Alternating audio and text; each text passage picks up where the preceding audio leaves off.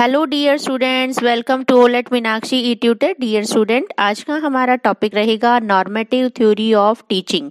प्यारे बच्चों, जैसा कि आप सभी जानते हैं कि ये नॉर्मेटिव थ्योरी जो है टीचिंग थ्योरी की एक कैटेगरी है। इससे पहले की जो दो कैटेगरी है उनको हम ऑलरेडी अपने वीडियो के थ्रू डिस्क्राइब कर ही चुके हैं, जिसका डिस्क्रिप्शन बॉक्स में लिंक दिया गया है। अगर आप उन्हें समझना चाहते हैं तो वहां से समझ सकते हैं।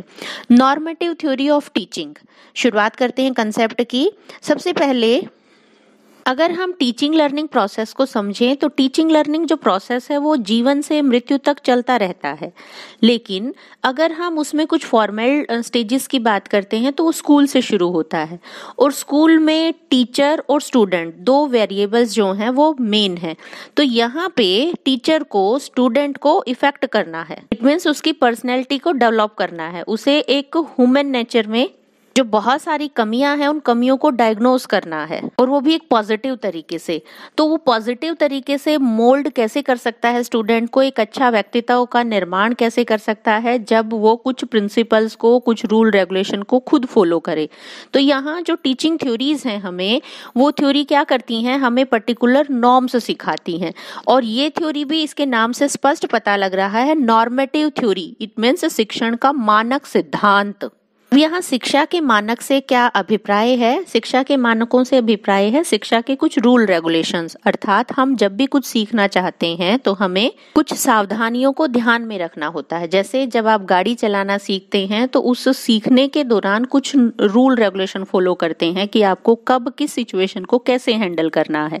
तो इस तरीके से शिक्षा में भी एक टीचर को कुछ रूल रेगुलेशन फॉलो करने पड़ते हैं ताकि वो अपने बच्चों को कुछ नई जानकारी दे सके। तो शिक्षा के भी कुछ मानदंड होते हैं, कुछ लक्ष्य होते हैं जिन्हें एक टीचर अपने बच्चे के सामने प्रेजेंट करता है। इससे शिक्षा के क्या मानदंड हो सकते हैं कि सही गलत क्या है, मानवता और दुनिया क्या है, वास्तव में प्रैक्टिकल चीजें क्या हैं, और हम सैद्धांतिक रूप से किन्हें जानते हैं, शिक्षा क्या है, शिक्षा के तरीके क्या हैं या शिक्षण विधियां क्या हैं। इस तरीके से शिक्षा क्या होनी चाहिए, उसे कैसे विकसित किया जाना चाहिए, क्यों विकसित किया जाना चाहिए, और किसके द्वारा विकसित किया जाना चाहिए और कैसे विकसित किया जाना चाहिए।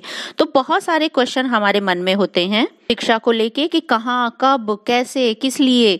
तो इन सभी सवालों के जवाब ढूंढने के लिए हम एक योजना बनाते हैं, और वो योजना हमारी निश्चित नियमों पर आधारित होती है। लेकिन ये योजना जो हम बना रहे हैं ये बच्चे के लिए बना रहे हैं। तो एज ए टीचर हमें इन चीजों को भी ध्यान में रखना है कि बच्चे की रुचि क्या है, बच्चे की आवश्यकता क्या है, बच्चे की आयु क्या है, या वो किस इन्वायरमेंट में रहता है।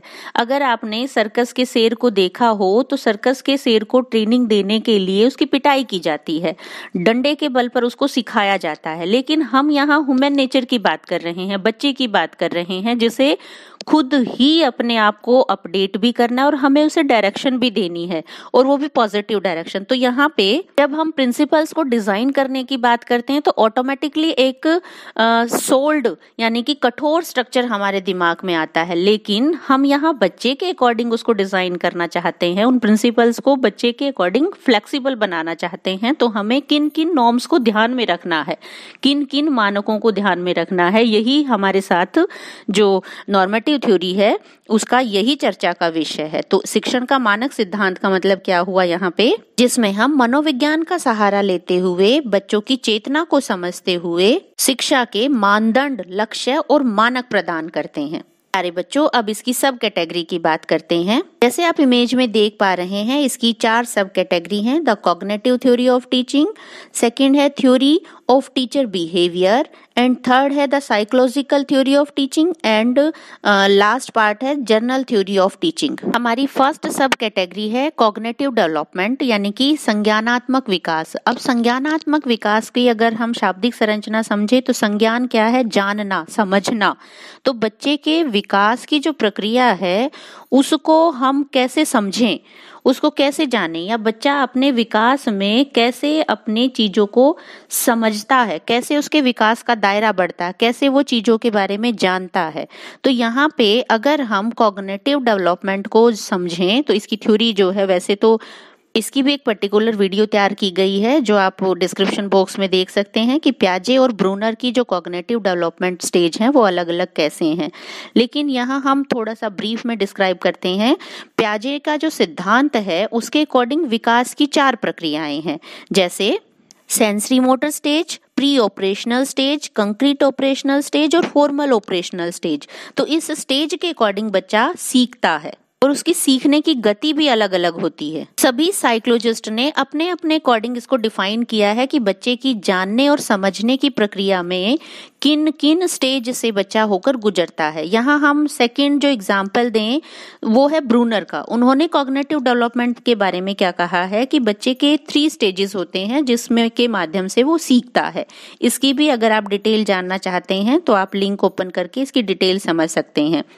इनकी अगर हम ब्रीफिंग करें तो जो 3 स्टेज हैं उसमें सबसे पहली स्टेज है इनएक्टिव स्टेज, जो जन्म से लेके 18 महीने तक चलती। इसमें बच्चा क्या करता है, रोकर चिल्लाकर अपने पर्यावरण से संबंध स्थापित करने का प्रयत्न करता है। यानी कि उसके पास शब्द नहीं होते, बोलना नहीं जानता वो, तो हर रिएक्शन, जब उसको भूख लगती है, उसको कुछ दुख होता है या अपनी माँ के पास जाना चाहता है तो वो रो के अपनी एक्सप्रेशन शो करता है। सेकेंड स्टेज क्या है कि वो अपने दिमाग में एक प्रतिमा बना लेता है, एक पिक्चर बना लेता है, और इस आइकॉनिक स्टेज इसका नाम है, जो 18 से 24 महीने तक की अवस्था होती है। इसमें क्या करता है बच्चा, अपने दिमाग में एक पिक्चर बना लेता है। जैसे अगर हम उसको कुछ बताना चाहते हैं, कुछ सिखाना चाहते हैं, तो हमें पर्टिकुलर वो ऑब्जेक्ट उस बच्चे के सामने रखना पड़ेगा। वो इमेजिनेशन तभी कर पाएगा जब वो ऑब्जेक्ट उसने पहले देखा होगा। और थर्ड स्टेज जो है वो है सिंबॉलिक स्टेज, यानी कि 7 वर्ष की आयु से जो आगे वाला बच्चा है वो क्या करता है, उसे अब हम सिंबॉलिक फॉर्म में समझा सकते हैं कि देखिए, जब हमने जैसे हम उसको अनार का एग्जाम्पल दें तो हम उसको रिकॉग्नाइज करवा सकते हैं कि देखिए जब आपने उसकी फोटो देखी थी, या इस तरीके से आप उसको सिंबॉलिक फॉर्म में सिखा सकते हैं। कुछ भी अक्षरों के प्रतीकों के रूप में वो सीख सकता है और अपनी अनुभूतियों के भाषा के माध्यम से वो अभिव्यक्त कर सकता है। तो इस तरीके से जो संज्ञानात्मक विकास है वो अलग अलग स्टेजेस में होता है। तो ये थ्योरी हमें ये समझाने का प्रयत्न करती है कि एज ए टीचर हमें बच्चों की स्टेज को समझकर ही उन्हें ज्ञान देना है, उन्हें जानकारी देनी है, उन्हें शिक्षा प्रदान करनी है, उन्हें निर्देशन देना है। सेकंड सब कैटेगरी है हमारी शिक्षक व्यवहार से संबंधित।